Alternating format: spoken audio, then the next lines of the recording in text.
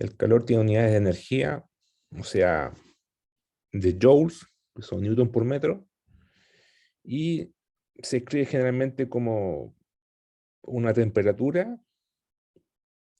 por una constante que es la capacidad térmica, que tiene unidades de joule sobre kilo y sobre grados Kelvin, que depende del material y representa la cantidad de joules o energía requerida para calentar una unidad de masa en un grado de kilo.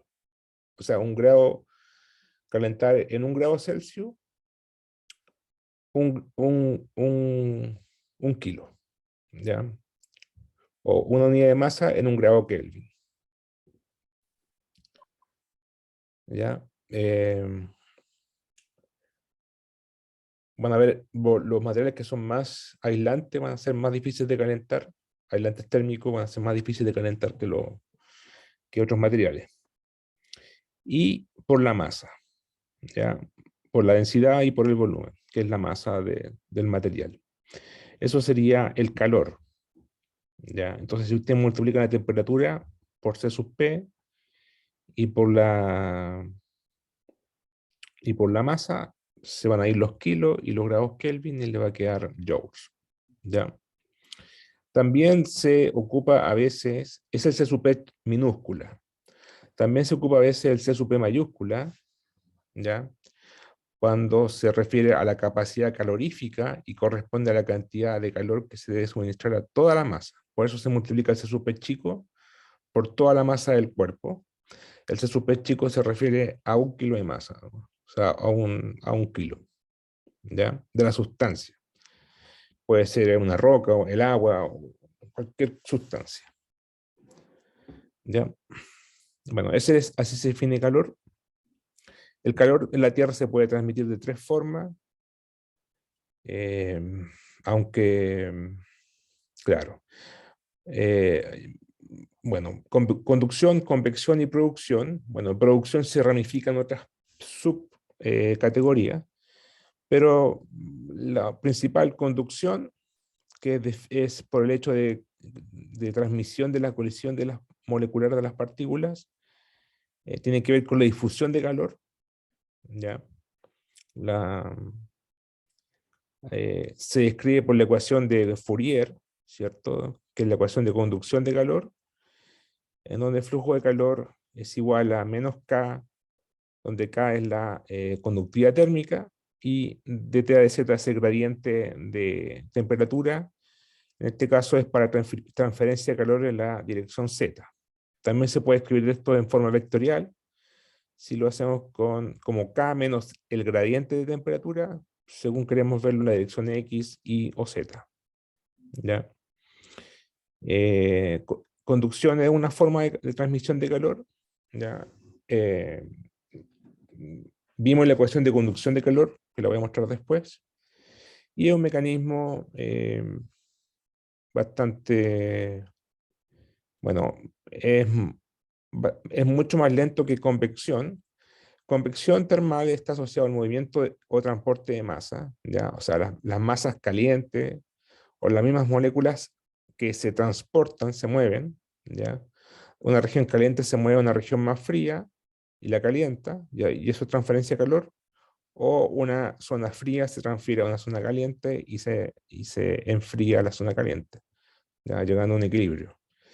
Eh, Eso es la convección, por ejemplo, la convección termal en el manto, o la convección en la olla, o un sistema hidrotermal, en donde el agua caliente fluye a lugares de menos presiones, lugares más fríos, por transporte de convección, que es como en el fondo está asociado a la fuerza de flotabilidad, ¿cierto? Una cosa que está más caliente se transporta, como está más caliente, su densidad disminuye. Y al disminuir su densidad, se hace más flotante y se va a lugares más fríos y, o más someros, ¿cierto? El agua caliente se tiende a ir a la parte más superficial, se producen las termas, ¿cierto? La fumarola y todo eso, y el agua más fría tiende a bajar, ¿ya? Porque es más pesada. Entonces ahí se produce es por la gravedad también. Entonces la flotabilidad que viaja o se produce la convección termal. Y la otra forma, que es la producción termal, esta puede ser de tres formas. Puede ser por radiación electromagnética, ¿ya? Eh, o también puede ser, en realidad por cuatro, ¿ya? Radiación electromagnética. Este mecanismo de la Tierra es importante solo a escala pequeña, donde la conductividad de las rocas puede absorber este mecanismo, porque está más, tienen que estar con bajas resistividad eléctrica, ¿ya? Pero también aquí faltó un mecanismo. El segundo mecanismo es calentamiento friccional o mecanismo en falla. Ese mecanismo se produce cuando tengo una falla y hay fricción, hay un esfuerzo cisalle, por ejemplo, o una falla inversa, por la fricción de la falla, un terremoto, por ejemplo, ciclo sísmico, ahí esa fricción produce calor y eso también se transfiere hacia el entorno. La tercera forma es producción de calor química, ¿ya? O sea, cuando hay un cambio de fase o metamorfismo, se produce una reacción que puede ser o exotérmica durante la transición de fase de la roca. Endotérmica significa que la temperatura aumenta durante esa reacción química o ese cambio de fase, y exotérmica significa que la temperatura decae o se enfría durante esa reacción química, ¿ya? Piensen en una reacción química como una especie de metamorfismo, una roca. Bueno, y la cuarta opción, que está relacionada con la primera, pero es más a gran escala, es la radiación nuclear, ¿ya? O radiogénica. Radiación, claro, nuclear por el decaimiento, eso, por decaimiento de elementos radioactivos como el uranio, como el terio, que produce calentamiento y, y por eso transfiere el calor, ¿ya? Bueno, eso en general. Vimos la ecuación de Fourier de esta forma. Y aquí está la expresión general en forma vectorial, Q vector igual menos K por el gradiente de T. Y después vimos la ecuación de conducción, ¿cierto? Vimos el cubo, que se transfería el calor de salida y el calor de entrada. Hicimos un balance de temperatura y llegamos a la ecuación, esta, la ecuación de calor. La ecuación de conducción de calor, que es el gradiente de temperatura, o sea, con respecto al tiempo, de T a dt chica, igual a, donde A es la radiación o la producción de calor dentro del cubo, puede ser una reacción química, lo que sea, y más, bueno, C sub P por la densidad, más K por C sub P dividido por Rho por el laplaciano, o sea, por la segunda derivada de temperatura, esto en una dimensión, ¿ya? En una dimensión. Esta ecuación 7 se puede hacer más general, si yo considero el cubo tanto, aquí lo hicimos en una dirección Z, pero podemos considerar lo mismo ocurriendo en la dirección X y en la dirección Y. Entonces se sumaría todo y nos quedaría una ecuación de esta forma. Por ejemplo, en tres dimensiones nos quedaría de T a dt más esta constante que es la producción térmica, química, radiogénica, fricción por falla, lo que sea, más el K por el C sub P por Rho, dividido por Rho, por el laplaciano de la temperatura. Bueno, eso lo escribimos así, laplaciano de temperatura por kappa. Y kappa es esta constante, es K C sub P por Rho, ¿ya? Kappa es la difusividad térmica y depende de la conductividad térmica, digo, por el calor específico, por la densidad, y tiene unidades de metro cuadrado por segundo, y representa la capacidad de difundir el calor en una área dado un tiempo, para un tiempo dado. O sea, me doy un tiempo por ejemplo, tau, y la capacidad de difundir va a ser, o el rayo para la cual se transfirió la energía va a ser L igual a la raíz de kappa por ese tiempo, y esto tiene unidades de largo, entonces este es el rayo. Entonces, si kappa es grande, significa que en el mismo tiempo va a ser capaz de transferir por un gran radio o por una gran distancia la calor o el calor, y si el kappa es chico, significa que va a transferir o va a difundir el calor en un área muy pequeña o en un largo, una distancia bien pequeña L. Como referencia, la difusividad térmica del manto es 8 por 10 elevado a menos 7 metros cuadrados sobre segundo. ¿Ya? Y el K, la conductividad térmica es W, o sea, watts sobre metro sobre grado Celsius. El K en la Tierra, el K chico, es el kappa, y el K oscila entre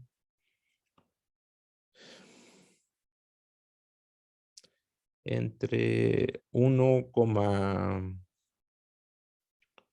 bueno, aquí hay valores, ahí está, 1,7 a 3,3, 3,3. 3,3 en el manto, 1,7 son las rocas más porosas, más hidratadas. En plata, por ejemplo, tiene un K bastante alto, 4,18, bastante conductivo. El magnesio 159, el vidrio tiene un 1,2, bastante bajo, un aislante. Y madera, más aislante todavía, tiene un K igual 0,1. ¿Ya?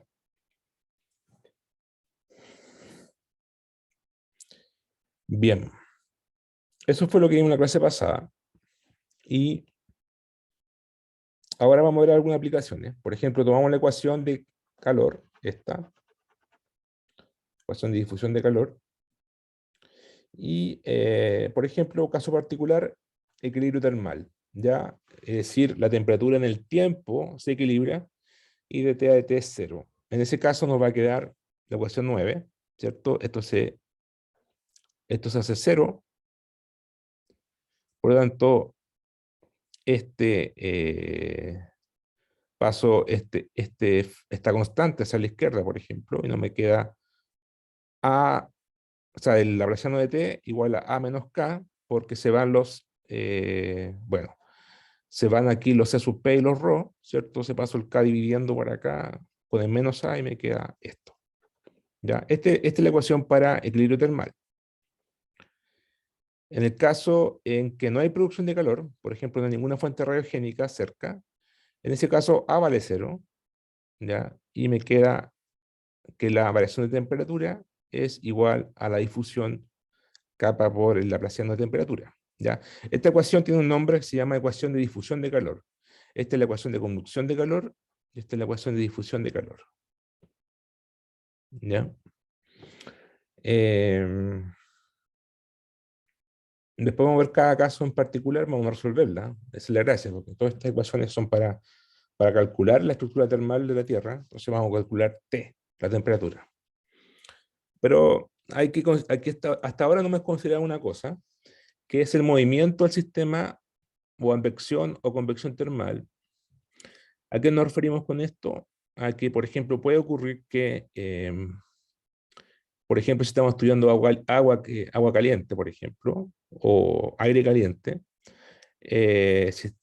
generalmente el agua caliente y el aire caliente o frío, o lo que sea, está en movimiento, ¿cierto? El agua se mueve, eh, generalmente, y el viento también, el aire, entonces está en movimiento, hay un campo de velocidad v. Entonces, ese campo de movimiento, esa velocidad v, produce que la temperatura también se mueva, porque si se mueve el aire caliente o el agua caliente, se va a mover la temperatura también, porque le va a mover la masa misma. Entonces ahí viene el término de advección o convección termal, en el cual se puede calcular de esta forma, que es la velocidad del sistema, v, por delta t, ¿ya? Donde delta t es gradiente. Entonces es un producto punto, ¿ya? Y este término bueno, delta, el gradiente de T es la variación espacial de T, y el producto punto de B nos indica el término advectivo, ¿ya? Entonces con esto se mueve el sistema. Eh, es como agregar un término en el cual el sistema se está moviendo con velocidad V y estamos estudiando la temperatura, entonces colocamos aquí el producto punto por delta T, la velocidad por delta T, y vemos ver desde fuera, en un sistema de referencia desde fuera del sistema que se está moviendo, el efecto de que se mueva el sistema, se mueve la masa de agua con velocidad V y cómo evoluciona su temperatura al moverse. Entonces agregamos ese término que sería el término advectivo. ¿Ya? El término advectivo. Ese término es importante cuando estudiamos convección, por ejemplo. ¿Ya? Entonces, bueno, volvemos. Entonces, de esta forma, podemos ver que esta ecuación tiene los tres componentes. Porque si recordamos, dijimos que el calor se produce de tres formas: conducción, convección y producción de calor. ¿Cierto? Entonces, la parte de producción está contenida acá, en el A, que es una constante, dividido por esta otra constante. La parte de conducción está metida acá con el término de difusión capa por la presión de temperatura. Y la parte de convección está metida acá. ¿Ya? Entonces ahí tenemos la suma de las tres componentes para la evolución de la temperatura en el tiempo.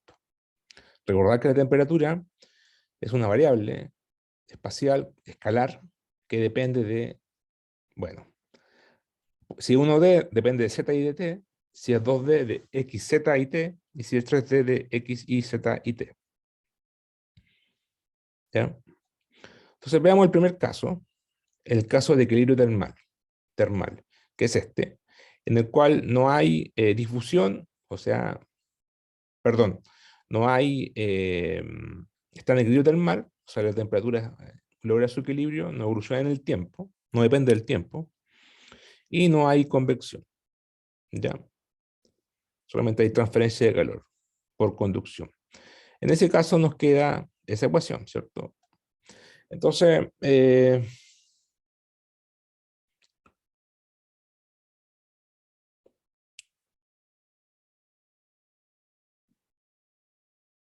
bueno, supongamos el caso, sabemos en la Tierra, vamos a estudiar la Tierra, que generalmente la temperatura, bueno, la temperatura puede depender obviamente de X, Y, Z y el tiempo, ¿ya? Pero estamos aquí asumiendo un caso específico de equilibrio termal, en un caso en el cual no hay fuentes radiogénicas en la cercanía, no hay fuentes caloríficas en la cercanía, y, y generalmente en la Tierra, ustedes lo saben, la temperatura aumenta con profundidad, ¿cierto? O sea, si ustedes se paran, no están parados, la temperatura que sienten a su izquierda o a su derecha va a ser la misma. Entonces la variación lateral es poca, pero en profundidad, las rocas cuando hacen un pozo, una perforación, la temperatura aumenta, ¿ya? Entonces generalmente aumenta con la profundidad, eso lo sabemos.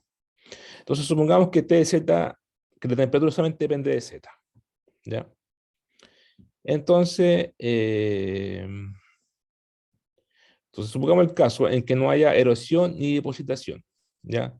O sea, está en equilibrio. ¿Qué es lo que me refiero con erosión ni depositación? Erosión es cuando ustedes tienen erosión de la roca, o sea, tienen viento, agua, y eso hace que la roca su nivel se baje, porque se va erodando, ¿cierto? La roca. Entonces eso va a afectar el gradiente térmico. Ahora, entonces por eso estamos subiendo que no hay erosión porque está en equilibrio. Es un supuesto. Obviamente, generalmente no se cumple. Solamente esto para ver cómo se calcula una temperatura, una geoterma en equilibrio, ¿ya? Para ver cómo es su forma. Y también vamos a suponer que no hay depositación o sedimentación. Mejor dicho, sedimentación, que sería como lo contrario a erosión, o sea, no se deposita nueva roca encima de la anterior. Entonces está en equilibrio, ¿no? Ni se quita ni se agrega, ¿ya? Entonces, en ese caso, podemos decir que el flujo de calor eh, en el tiempo, para un gran tiempo, en tiempo geológico, un tiempo grande, tiende a cero, o sea, es cero, y la columna de roca alcanzará su equilibrio termal. ¿Ya? Eso es lo que estamos suponiendo acá al decir esto. Delta T de T es cero. ¿Ya? Entonces, delta T de T es cero, y ocupamos la ecuación, bueno, la ecuación 7, esta, se transforma en la ecuación 9. ¿Ya? Y nos queda así simplemente porque ya dijimos que T depende solamente de Z. Entonces nos queda D segunda de Z, los términos, por ejemplo, S y S se van, ¿cierto? Entonces nos queda esto. Perdón. Nos queda simplemente esto, y esto es fácil de integrar. Eh, Esto necesitamos las condiciones de borde, no más, y listo. Bueno, las condiciones de borde son que la temperatura en cero, en la superficie de la Tierra, es igual a cero, vale cero, ¿cierto? Eso ocurre en el fondo del mar, generalmente.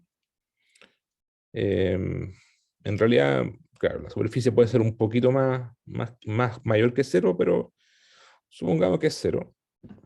En muchas partes de la Tierra ocurre así.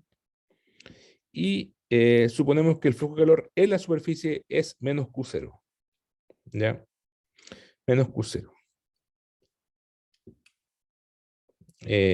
Recordar que el calor se transfiere de una zona más caliente a una más fría. Entonces, desde el interior de la Tierra se transfiere calor hacia arriba. ¿Ya? O sea, va en contra de Z, por eso el menos Q0. Bueno, por la ecuación de Fourier, la ecuación 2, sabemos que Q es igual a menos K por dT de Z, por lo tanto, menos K por dT de Z es menos Q0, ¿ya? O sea, siendo menos es porque el calor fluye hacia arriba, contra la dirección de Z, ¿sí? Lo que acabo de decir. Bueno, con estas dos ecuaciones es súper fácil integrar esto. Integramos dos veces y nos queda una ecuación cuadrática, parabólica, ¿cierto? Una cosa así, ¿cierto? Integramos dos veces, aparece la constante C1 y C2. Ahora, esto es por integrar dos veces con respecto a Z. Condición de borde, por ejemplo, la primera, 0, nos va a quedar al tiro que esto es 0, y esto es 0 por la condición de borde, entonces C2 vale 0. Y la condición de borde 1, bueno, sacamos el C2, derivamos con respecto a Z, igualamos en 0, igualamos a menos Q0, y nos queda que C1 vale Q0 dividido por K, y nos queda finalmente que la temperatura, esto es una geoterma, ¿ya? Geoterma es cuando se asume que la temperatura depende de Z, y es para la Tierra, ¿ya? No va a quedar de esa forma, no va a quedar T de Z igual menos A dividido por 2K por Z cuadrado más Q0 dividido por K por Z. Ya, eso es una parábola, ¿cierto? Un paraboloide, algo así, una hipérbola. ¿Ya? Ya, esa es una solución. Otra solución podría ser, o sea, otra condición de borde, alternativa, podría ser que, muy bien, ya, la temperatura es la misma, 0 en Z igual 0, pero la temperatura, o sea, el flujo de calor, vale en vez de 0, ¿ya? Y aquí hay un error, aquí Z igual D, ya, voy a corregir, Z igual D, que nos damos una profundidad D, que la podemos medir de alguna forma, y tenemos como dato que, que el flujo de calor en Z igual D vale menos QD, ¿ya? Porque aquí estamos viendo un Q0 en Z igual 0, pero ahora la medimos en Z igual D, ¿ya? Ya, entonces, en este caso podría ser, por ejemplo, usado para estimar la geotermia en equilibrio en la corteza, en donde D corresponde a la interfaz de corteza-manto. Claro, La corteza, la interfase corteza-manto corresponde al mojo, ¿cierto? Al contacto entre la corteza y el manto. Generalmente la corteza oceánica está a 6 kilómetros de profundidad desde el fondo del mar. Bueno, y en la Tierra, en el continente va a variar eso, va a variar, depende de si estamos parados cerca del volcán, o sea, del arco volcánico, más cerca de la fosa, etcétera. Pero digamos que esa profundidad está a D, a una profundidad D. Bueno, ya ahí sabemos el flujo de calor, Q sub D. Entonces, bueno, es simplemente lo mismo. Partimos con esta ecuación de acá, esta, y ponemos las condiciones de borde de acá. C2 va a valer 0, y el C1 va a cambiar, en vez de Q0 dividido por K, va a ser QD más A por D dividido por K. ¿Ya? Entonces, este aquí se le agregó en el fondo. Se dan cuenta, esto con esto es como lo mismo, pero se le agrega un factor A por D, que es como agregarle la radiación por el D. ¿Ya? Bueno, esta es una solución alternativa, porque tiene las condiciones de borde alternativas. ¿Ya? Bueno, la diferencia entre la ecuación 14 y 15 es que la columna con material de espesor D y con generación de calor radioactivo A realiza una contribución al flujo de calor en superficie A por D. Claro, eso es lo que les decía. De la misma forma, el flujo de calor del manto Q sub D contribuye una cantidad Q sub D por Z por K.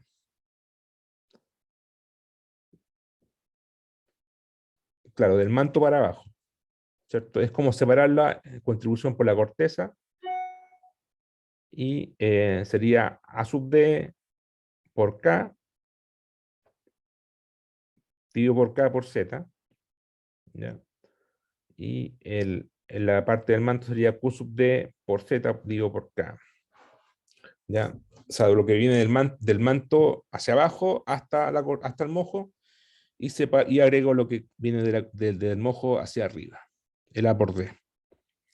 Pero recordad que el D se mide desde la superficie hasta el mojo. Y hay otra forma de verlo nomás. Bueno, la cosa es que son paraboloides, ¿cierto? Esto lo podemos graficar en un gráfico profundidad versus temperatura, y son cosas como paraboloides, así, hipérbola, ¿ya? Y por ejemplo, hay que estar verificado hasta los 50 kilómetros. Por ejemplo, el A tiene una geoterma referencial con K igual 2,5 watts sobre metro grado Celsius, SK, ¿ya? Y A 1,25 microwatts sobre metro cúbico, y Q sub D 21 por 10 a la menos 3 watts sobre metro a la menos 2. Estamos ocupando la ecuación 15, esta. ¿Ya? Esa sería la curva A. La curva B es lo mismo, pero al K se le reduce de 2,5 a 1,7. Por lo tanto, va a aumentar su gradiente. Pasamos del A al B, aumenta su gradiente porque el K se disminuye, ¿cierto? Y este gradiente aumenta y se va para acá. ¿Ya? En C, A aumenta también de 1,25 a 2,5, por el doble. Y en D, Q sub D aumenta a 42 por 10 a la menos 3. O sea, pasamos al D acá. Ahí está. Bueno, podemos jugar con muchos parámetros, pero siempre son como hipérbolas así. Y el E, que es el más chico, el Q sub D se reduce a 10,5 por 10 a la menos 3 watts sobre metro cuadrado. ¿Ya? El E. O sea, bajamos el Q sub D, entonces baja el gradiente un poco y nos quedamos acá. ¿Ya? Bueno, todas son crecientes con la profundidad, ¿cierto? Tienen distintas pendientes. Y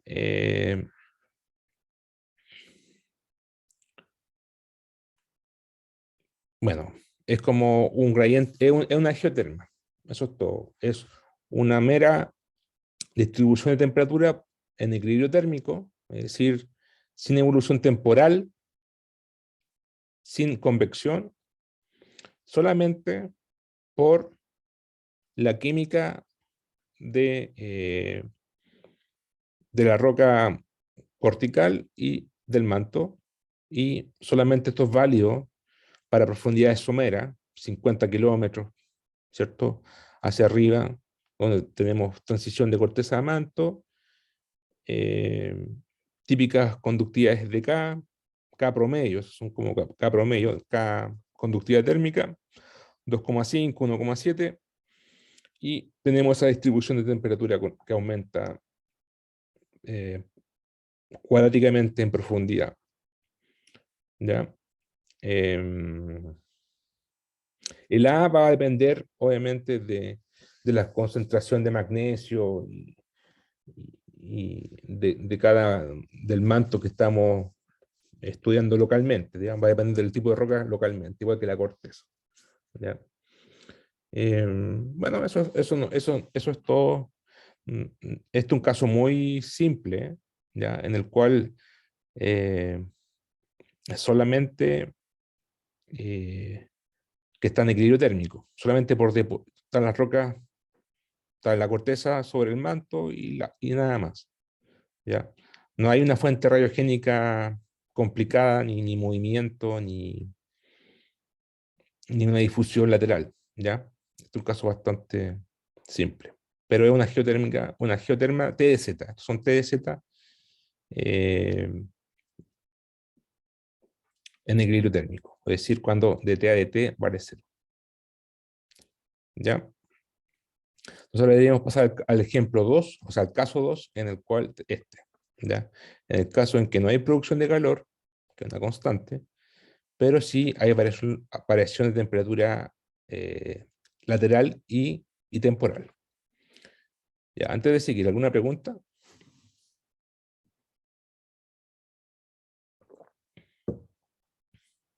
Nada por mi parte. Ya.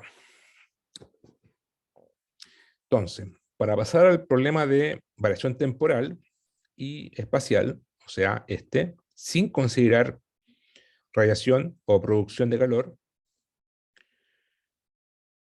estamos aislando los procesos para poder entenderlos por sí solos y después los combinamos, ya, esa es la idea. Entonces vamos a primero tener que ver un poco lo de la escala de tiempo de la conducción de calor en la Tierra, ¿ya? Bueno, la orogénesis y rebote postglacial. Orogénesis son la creación de las montañas, en palabras bien simples. Y el rebote postglacial es cuando tenemos un glaciar y el glaciar se derrite en un periodo interglacial, como ahora, que depende simplemente de la órbita de la Tierra, que estamos en un periodo más caliente, y el glaciar se derrite, entonces la litósfera, donde estaba el glaciar, cargaba la litósfera, se derrite, entonces la litósfera rebota, ¿ya? Entonces hay transporte de la litósfera que está hundida, es movida hacia arriba, y con eso también la astenósfera, que es un fluido caliente en tiempo geológico, también se mueve hacia arriba. Por eso es un rebote, ¿ya? Entonces, estos procesos, bueno, la orogénesis también es generación de edificio volcánico o montaña, entonces es como una evolución de la topografía de la Tierra. Eh, Esos dos procesos claramente no están en equilibrio térmico. ¿Por qué? Porque son dinámicos, ¿cierto? Porque la temperatura sí depende del tiempo, claramente. Una, porque estamos en un periodo interglaciar, entonces la atmósfera se mueve y se va moviendo en el tiempo, y también se mueve la calor o la convección termal, también o las rocas se mueven, entonces hay una transferencia de calor en el espacio y en el tiempo. Entonces, bueno, Estos dos procesos, orogénesis y reporte postglacial, no están generalmente en equilibrio térmico debido a que la conductividad termal de la roca es muy baja, lo cual requiere millones de años en alcanzar el equilibrio termal. Eso es una cosa. ¿Ya? Sí, como dijimos, la conductividad térmica es mucho más lenta que la convección. ¿Ya? Entonces, la figura 3 muestra que si Q sub D es aumentada de 21 por 10 a la menos 3 a 42 por 10 a la microwatts por metro cuadrado, TZ aumentará hasta que el nuevo equilibrio termal se alcance. A ver, la figura 3 de 21 a 10, claro. Q sub 10 es con la geoterma A. Si le aumentamos al doble, a 42, nos movemos de A a D. A a D.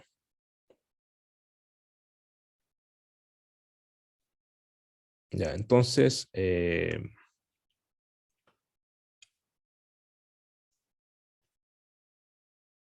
aumentará, ¿cierto? Pues si aumentamos el Q sub D, el flujo de calor interior, entonces cambiamos el gradiente y aumentará la temperatura en profundidad.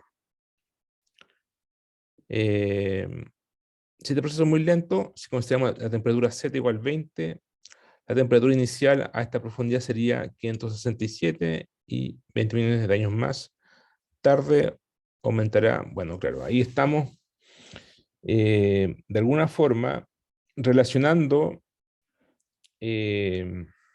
la componente temporal, ¿ya? Y para resolver la componente temporal, estamos considerando este caso, ¿ya? Entonces, esta es una ecuación diferencial en la cual tenemos la derivada temporal de la temperatura, tenemos kappa y tenemos el laplaciano de la temperatura. Esto es un operador simplemente espacial. Recordar que es esto, ¿cierto? Son las segundas derivadas de t con respecto a x, y z. El kappa es la difusividad térmica. Esta ecuación. Ya, como les dije, dado un tiempo tau,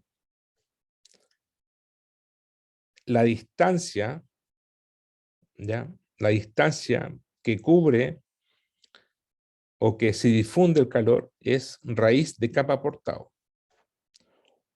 O al revés, si quieren, para cubrir una distancia L cuadrado de calor, el tiempo que se requiere va a ser tau igual a L cuadrado dividido por kappa. ¿Ya? Mientras más alto kappa, menos tiempo se demora en difundirse.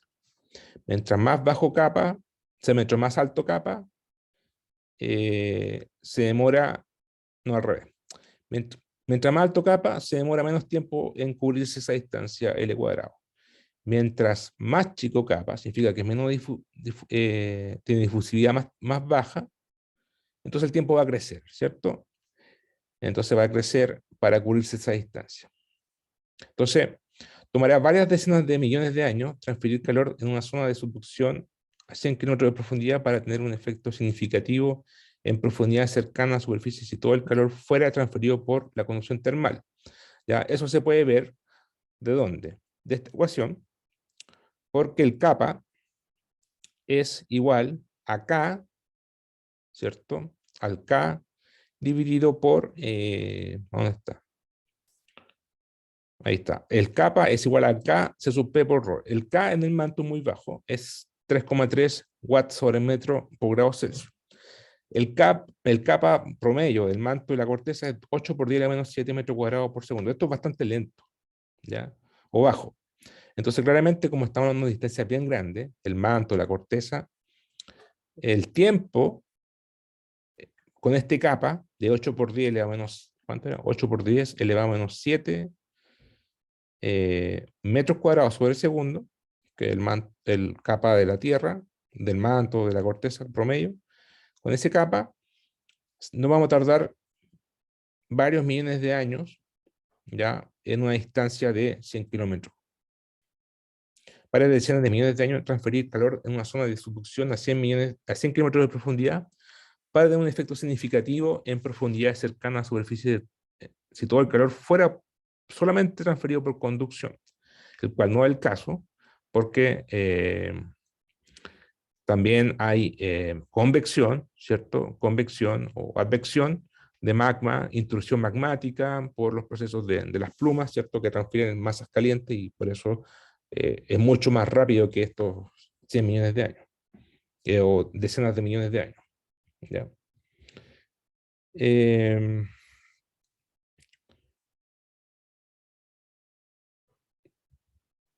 Bueno, también los procesos metamórficos producen cambios de fase, ¿cierto? Y eso produce eh,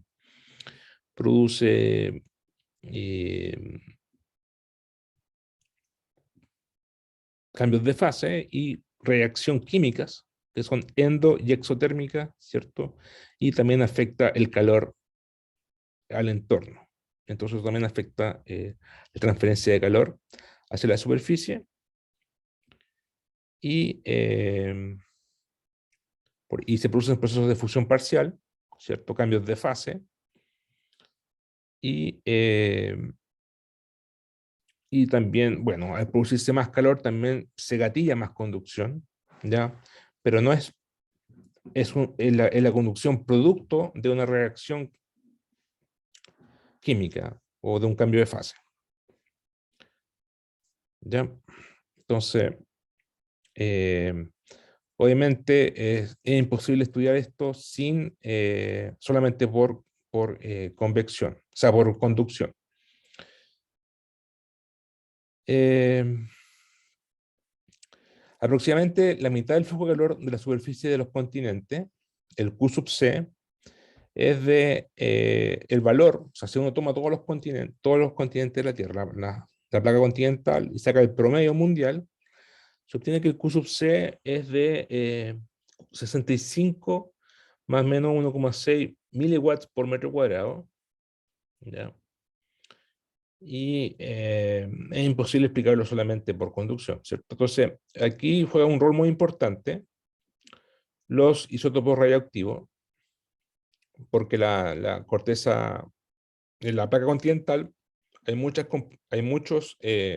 presencia de isótopos radioactivos como el uranio, el torio, el potasio, dentro de la corteza terrestre. ¿Ya? Los granitos, las rocas volcánicas, o sea, perdón, los granitos, la sílice, todo eso tienen bastante componentes de isótopos radioactivos y tiene un valor de Q sub C, eso es por miliwatts por metro cuadrado. ¿Ya? Ahora, en el océano, si nos vamos del continente al océano, el Q sub 0 es mayor, es 101, más o menos 2,2 miliwatts por metro cuadrado, a la menos 2 ahí, faltó menos 2, en donde la concentración de calor producido por los isótopos de la corteza oceánica es menor, es cerca de un orden de magnitud menor que la corteza continental. Sin embargo, hay mayor cantidad de corteza oceánica porque el océano es más grande que en superficie hablando, ¿cierto? Que el continente. ¿Ya? Por eso, eh, esto es mayor, ¿ya? Pero además el promedio de la corteza oceánica, bueno, la corteza oceánica es bastante constante. Su espesor es, como les dije, 6 kilómetros, 7 kilómetros, 5 kilómetros, bastante homogénea. Hay variaciones, obviamente, pero bastante homogénea y comparada con la corteza continental. Y podemos decir que en promedio, igual es 5 veces más delgada que la corteza continental. O sea, la corteza oceánica es más delgada que la continental. ¿Ya? Bueno, entonces la producción de calor debido a la corteza de isótopos y la corteza oceánica es despreciable. Ahora, estos valores que están aquí es lo observable, lo que se mide, ¿ya? Hay que separarlo, si se puede, si es por radiación, o por conducción, o por convección. ¿Ya? Pero estos son los valores. O sea, según esta conclusión, por el hecho de que la corteza oceánica es delgada,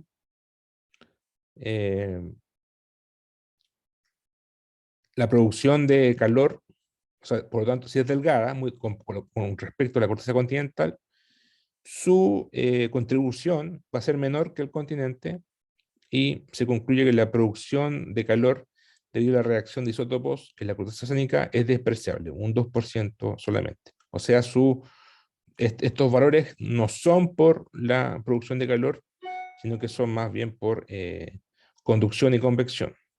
Por ejemplo, la convección termal a mayor profundidad, o por conducción térmica, no por producción de calor. Ahora, estos son valores en flujo de calor que se miden en watts sobre metro cuadrado. Si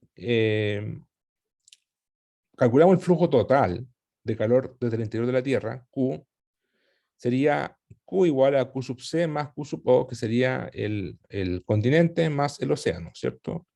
Entonces multiplicamos el área del continente por Q sub C, y nos va a quedar en Q total, ¿cierto? Porque recordar que esto se mide por watts sobre metro cuadrado. A sub C por Q sub C sería para el continente, y A sub 0 por Q sub 0 sería para el océano. El área del continente, para que lo aprendamos, es 2 por 10 a la 8 kilómetros cuadrados en todo el mundo. ¿Ya? Ese es el área de los continentes. Y el área de todos los océanos es mayor, por eso se dice que el planeta debería llamarse agua, pero eso solamente se ve la superficie nomás, porque si lo vemos para abajo es tierra, ¿está bien? Bueno, el océano tiene un área de 3,1 10 elevado a 8 kilómetros cuadrados, que es mayor que la del continente. Y como ya conocemos los valores en superficie de la medición observable medida, Q sub C es 65 y en el océano es 101, multiplicamos acá estas cosas y nos va a quedar que Q sub C, por ejemplo, sería 1,30 watts por 10 elevado a 13 watts, y Q sub 0 sería 3,13 por 10 elevado a 13 watts. ¿Ya? Entonces, es bastante mayor en el océano.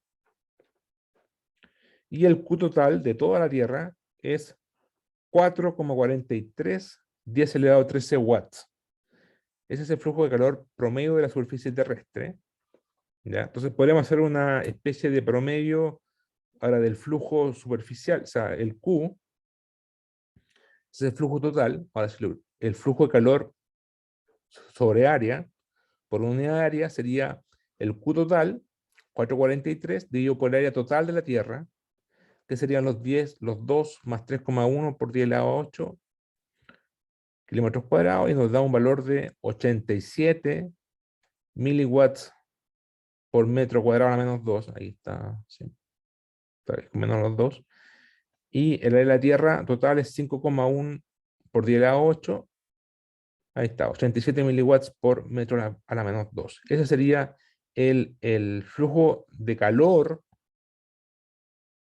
por unidad de watts sobre metro cuadrado en la Tierra.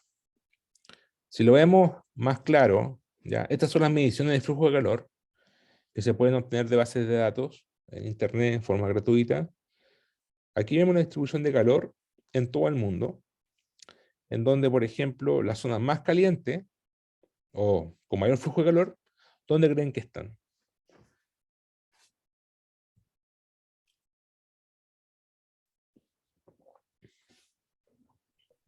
En las dorsales, igual, ¿cómo se ve?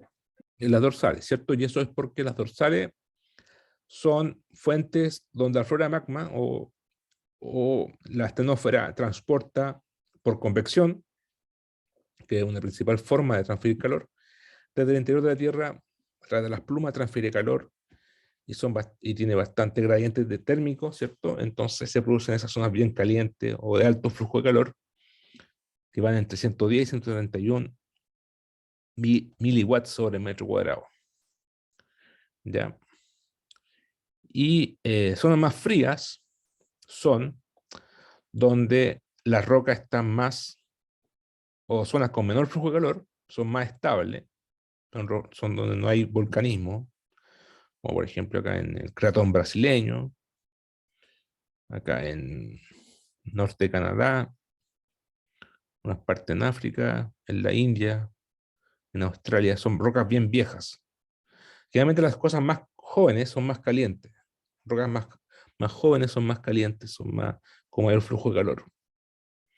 Ya aquí no se ve bien, pero los Andes volcánicos, en los Andes, los volcanes también tienen un flujo de calor alto.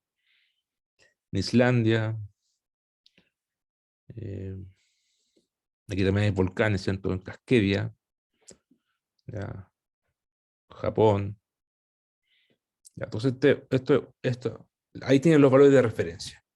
Ya, entonces, como dijimos, el promedio era 87 miliwatts por metro cuadrado, sobre metro cuadrado. Aquí falta un -2. Como pueden ver aquí, es bastante razonable con la observación, ¿cierto? 87 miliwatts sobre metro cuadrado. ¿Ya? Eso es para el planeta Tierra.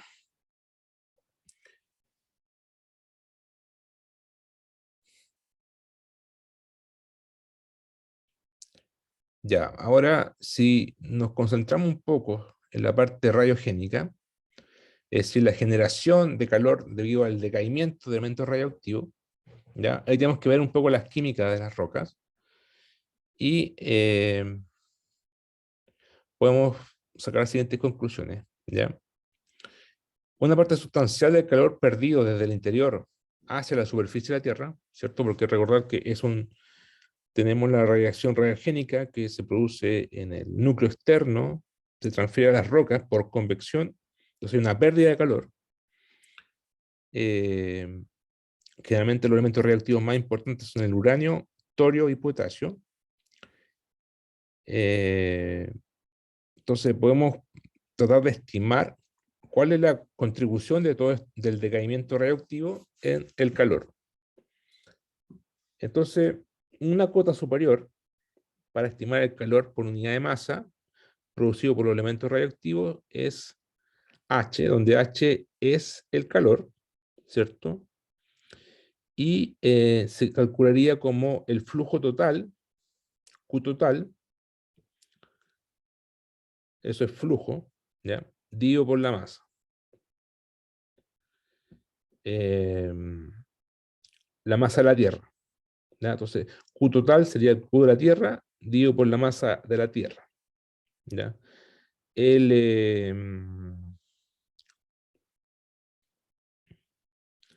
Aquí el Q total de unidad de watts y la masa en kilos, ¿cierto? La masa de la Tierra es 5,97 por 10 a 24 kilos. Ya eso lo sabemos por la densidad promedio y por el radio de la Tierra. Y el Q total lo calculamos recién, acá estaba, ¿no? Va. Ahí está. 4,43 por 10 elevado a 13 watts, ¿cierto? Por lo tanto, el calor por unidad de masa, ya hay que especificarlo acá, el calor por unidad de masa, el H por unidad de masa, es la división entre Q sub T, que es 4,43 por 10 elevado a 13 watts, dividido por la masa de la Tierra. Eso nos da un H de 7,42 por 10 elevado a 12 watts sobre kilos. Bueno, es una cota máxima, superior, ¿ya? Es brutal, no es mucho menos que eso, porque parte de eso es por conducción y por convección y no solamente por la, la parte radiogénica. Sin embargo, claro, al dividirlo por la masa, estamos diciendo que como la masa contiene elementos radioactivos, sería ese el calor producido, ¿ya? Entonces, aquí vamos a corregir esta magnitud, ¿ya? Eh, Sin embargo, el núcleo no contiene elementos radiogénicos significativos que produzcan calor, pero sí el manto, ¿ya? Que tiene una masa menor, ¿cierto? La masa de la Tierra, del manto es comparado con la masa total de la Tierra, o sea, le restamos a todas las tierras, le restamos el núcleo y pasamos esos 5,97, pasamos a 4 por 10 a 24. Entonces el H, aquí lo estamos achicando, se va a disminuir, ¿cierto? Pasamos de un H de 7,42 por 10 a la 12.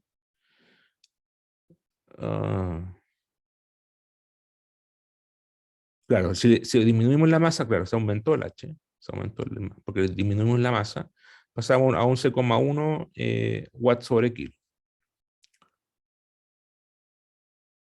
Ahora, la producción de calor es más relevante en los continentes, ¿cierto? ¿Por qué? Porque ya dijimos que el granito y toda la sílice y toda esa roca contaminada tiene más presencia de uranio, torio y potasio. La roca en el manto, en el océano bastante homogénea, y tiene solamente una producción de 2% de radiación de isótopos. Ya, eso por la composición química, son gabro, ya estas rocas con sílice, con granito, tiene más presencia de elementos radioactivos. Entonces, habría que corregir este valor, el 11,1, claro, aquí se aumentó, pero hay que corregirlo ahora, porque el océano no tiene ninguna contribución. Si lo que realmente contribuye a ese valor tan alto es el continente, y el continente tiene solamente un calor de 7,4 por 10 a la 12 watts. ¿Ya? Eso viene simplemente de tomar en cuenta que la contribución del continente es 1,3, ¿ya? Y el océano es 3,13. Es más bajo el, eh, en el, en el, es más bajo en el continente. Entonces, si tomamos esto y lo corregimos por el área del continente, ¿ya? O por la masa del continente, nos va a quedar que el H del continente es 7,4 por 10 a la 12, ¿ya? Y esto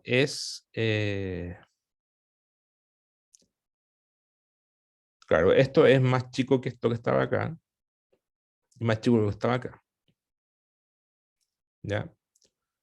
Bueno, esto corresponde al 7% del flujo superficial de calor mundial.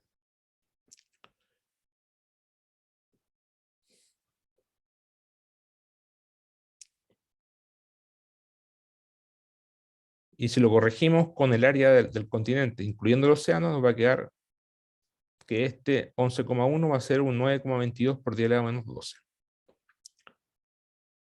Dado que los isótopos radioactivos decaen en isótopos estables, porque tienen, eh, tienen una vida finita, ¿cierto? Decaen con el tiempo, se ponen estables después y producen menos calor. También en el tiempo, ¿ya? Se produce una disminución del calor por producción de calor. Entonces, en el pasado, obviamente, la calor era mayor, ¿ya? Fue el doble. Por ejemplo, demostraríamos que la producción de calor fue el doble mayor hace 3.000 años, hace 3.000 millones de años, ¿ya? Recordad que la Tierra tiene una edad de 4,5, 4.543 millones de años, ¿ya? O 4, claro, ahí los ingleses ocupan 4,5 billones de años, pero para nosotros es 4.543 millones de años, ¿ya? Entonces, por ejemplo, hace 3.000 años eh, era el doble mayor que la de ahora. Entonces, si menos calor es generado en el tiempo, menos calor está siendo transportado por convección hacia la superficie terrestre, ¿ya? Entonces, cerca del 80% del actual flujo de calor en la superficie terrestre se puede atribuir al decaimiento de isótopos radioactivos, y cerca del 20% proviene del efecto de enfriamiento de la Tierra. Por lo tanto, la producción de calor producido por el manto es de 7,38 por 10 a la menos 12 watts sobre kilo. Claro, aquí se muestra un gráfico de tiempo en gigaaños. O sea, esto es 1.000 años, 2.000 años, 3.000 años, 4.000 años hacia el pasado. Y aquí se muestra la gráfica de cada elemento radioactivo. Entonces, por ejemplo, en el pasado el uranio contribuía con 15 por 10 a la menos 12 watts sobre kilo. El potasio con 12, 10 a la menos 12 watts sobre kilo. Y el terio es bastante más constante. Bueno, la cosa es que el total, si se dan cuenta, decae. ¿Ya? Decae porque en forma exponencial negativa, esto, más o menos, o un logaritmo negativo. Decae con el tiempo debido a que se estabiliza la producción radiogénica. ¿Ya? Ya, ok, vamos a seguir mañana con esto un poco más, vamos a repasar un poco esto de la producción radiogénica, ver la composición en cada roca, y después pasar con la resolver, porque bueno, hasta ahora no hemos resuelto esta ecuación del caso 2, que es esta, no es difícil resolverlo este problema, y con esto podemos calcular el gradiente de una grilla o una distribución de temperatura en el tiempo y en el espacio. O sea, va a ser una temperatura que dependa de X, Z y el tiempo. ¿Ya? Y ver cómo se distribuye en el plano XZ y en el tiempo. ¿Ya? Ahora, bueno, yo sé que tienen una pregunta. ¿Tienen alguna pregunta de esto?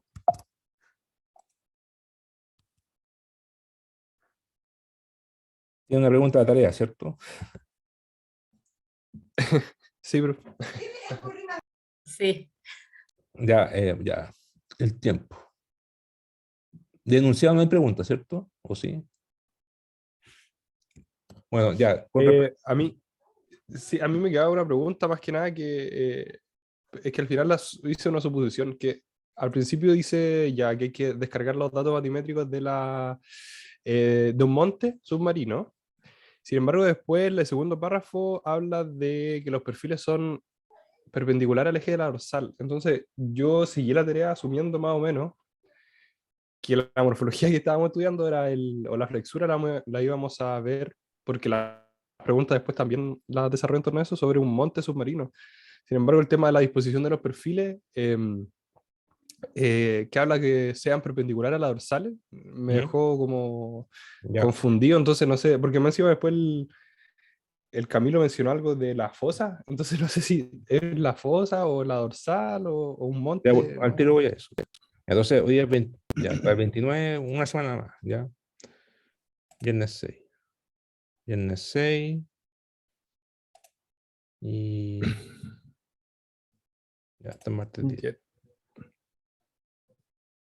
Gracias, profe, por el plazo. Ahí está Sí, gracias, profe. ya ahí está, va a quedar la tarea bien. Ya, y ya, en el enunciado voy a poner la pizarra. Eh, ¿Se ve la pizarra? Sí. Entonces, supongamos que ustedes tienen aquí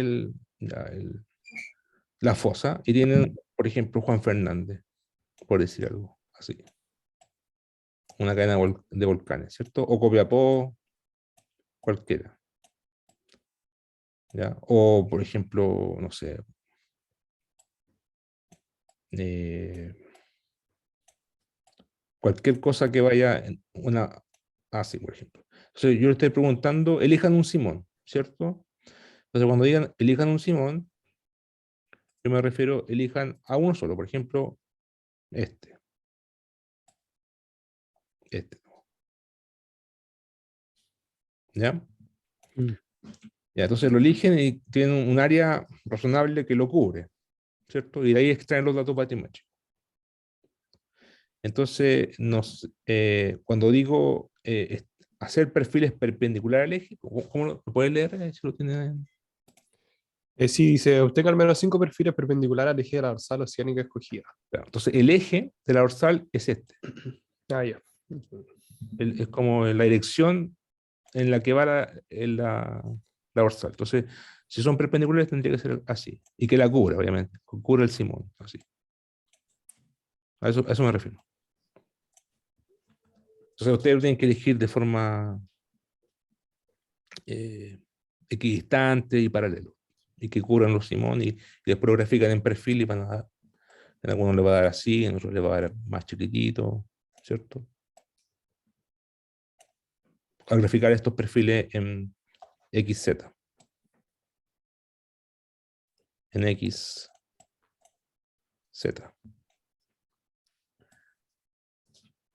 ¿Cierto? Ujú, ujú. ¿Quedó clara la duda o no? Sí. ¿Alguna otra?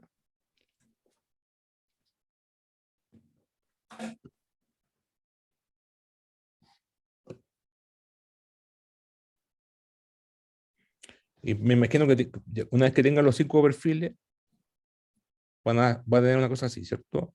Obviamente aquí va el agua, porque eso está en batimetría, ¿cierto? Se tienen que seguir las instrucciones de la tarea y calcular la flexura de cada perfil, que son 5 flexuras distintas. Vale, con un Z0 de referencia. Van a que verlo en cada perfil distinto Z0, porque el Simón se va a ir. Eh, o sea, en realidad el Z0 es el fondo del mar en torno a la montaña. O sea, si tengo un Simón que hace esto, entonces obviamente nunca me va a quedar paralelo acá. Entonces tienen que aproximar más o menos ahí, elegir arbitrariamente un Z0.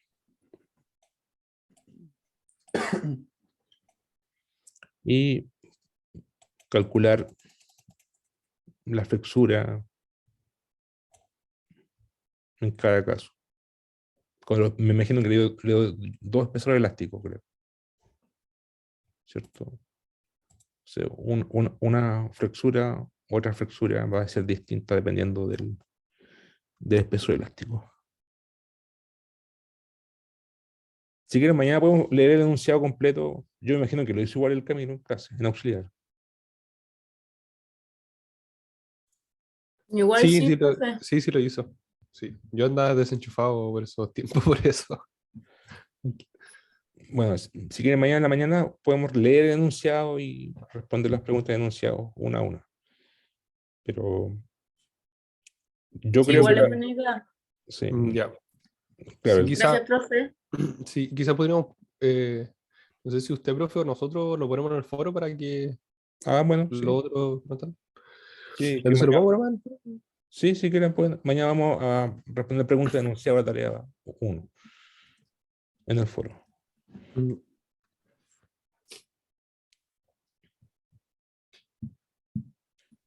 Ya, ya, pues nos vemos mañana entonces. Ya, Ya nos vemos, profe, gracias, chao. chao.